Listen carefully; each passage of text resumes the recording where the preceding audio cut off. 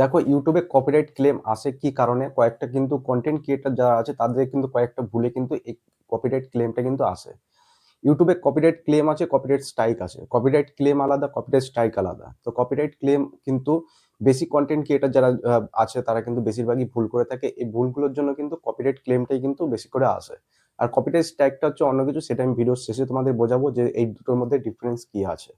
তো copyright claim কি কারণে এসে থাকে, তো সেগুলো তোমাদের সাথে আলোচনা করি। তো প্রথম কোনো কন্টেন্ট ক্রিয়েটর ইউটিউবে আসলে তখন তার কি করা উচিত? তার কিন্তু অরিজিনাল কোনো কন্টেন্ট কিন্তু অবশ্যই রেকর্ড করা উচিত। অরিজিনাল কন্টেন্ট কিন্তু ইউটিউবে আপলোড করা উচিত।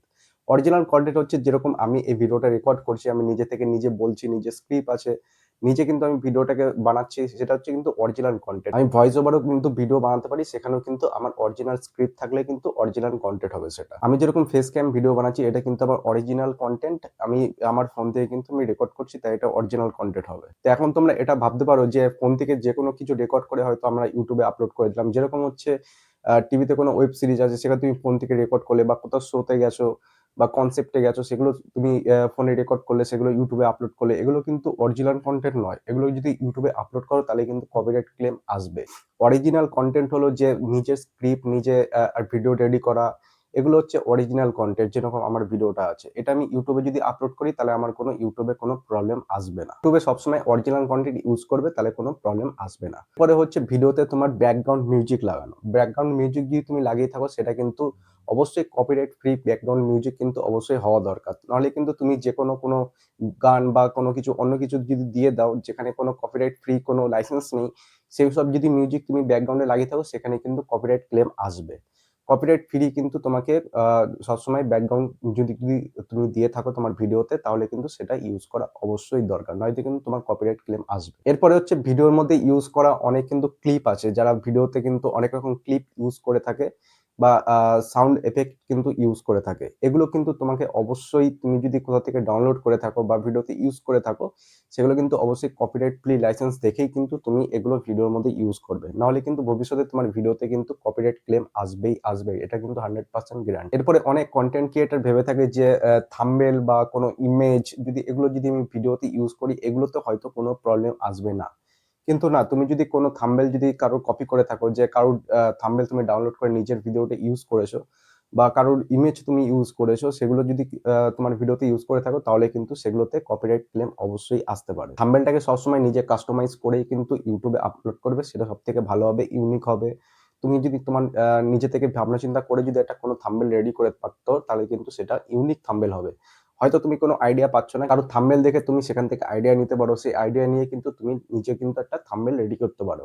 সেটা কিন্তু একটা ইউনিক থাম্বনেল হবে। আর যদি কারোর থাম্বনেল তুমি কপি করে থাকো, সেটা কিন্তু অবশ্যই সেখানে কপিরাইট ক্লেম আসবে। আরেকটা বড় কারণে কিন্তু কপিরাইট ক্লেম আসে, অনেক কনটেন্ট ক্রিয়েটরের কিন্তু এই প্রবলেমগুলো হয়ে থাকে।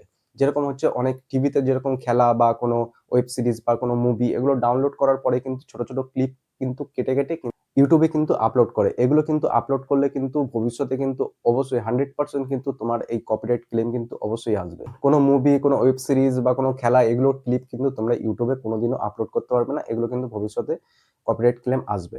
আর এমন কিছু তোমার ভিডিওতে তুমি বলতে পারবে না, সেগুলোর জন্য কিন্তু কপিরাইট ক্লেম আসে। এরকম হচ্ছে অনেক পেইড ভিডিও আছে, পেইড মুভি আছে, পেইড ওয়েব সিরিজ আছে।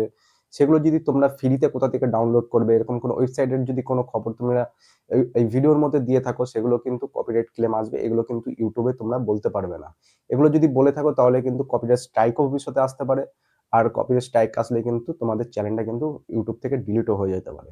আর আরেকটা জিনিস আছে এটারও, যেরকম কোনো পেইড অ্যাপস আছে, এই অ্যাপস গুলো কি করে তোমরা ফ্রিতে ডাউনলোড করবে বা ফ্রিতে লগইন করবে, এগুলো ভিডিওর মধ্যে বলা যাবে না। এগুলো যদি বলে থাকো, সেখানেও কিন্তু কপিরাইট স্ট্রাইক বা কপিরাইট ক্লেম এগুলো কিন্তু আসতে পারে। এই প্রবলেম গুলো কিন্তু হতে পারে। কপিরাইট ক্লেম আর কপিরাইট স্ট্রাইকের মধ্যে ডিফারেন্স হচ্ছে যে কপিরাইট ক্লেম হচ্ছে যে তুমি কোনো মিউজিক বা কোনো ভিডিও যদি তোমার ভিডিওতে তুমি কপি করে থাকো, সেগুলোতে হচ্ছে কপিরাইট ক্লেম আসে। আর এই কপিরাইট ক্লেম হচ্ছে যেগুলো, যে ভিডিওগুলো, যে মিউজিকগুলো তোমরা ইউটিউবে যে তোমার ভিডিওতে তুমি ইউজ করে রেখেছো, সেখান থেকে যদি কোনো ভিডিওতে কোনো ইনকাম আসে, সেগুলো কিন্তু ওই যে ওনার গুলো আছে মিউজিকের বা ভিডিও, তাদের কাছে কিন্তু ওই পুরো ইনকামটা চলে যাবে। আর কপিরাইট স্ট্রাইক হচ্ছে যে কপিরাইট স্ট্রাইক যদি তোমার চ্যানেলে আসে, ৩ বার আসার পর কিন্তু তোমার চ্যানেলটা কিন্তু ইউটিউব থেকে ডিলিট করে দেবে। তুমি কিন্তু ওই চ্যানেলে আর কোনোদিনও কাজ করতে পারবে না। তো এই ভিডিওর ইনফরমেশনটা কেমন লাগলো অবশ্যই কিন্তু কমেন্টে জানাবে। চ্যানেলটাকে একটা সাবস্ক্রাইব করে রাখবে। দেখা হচ্ছে পরের কোনো ভিডিওতে।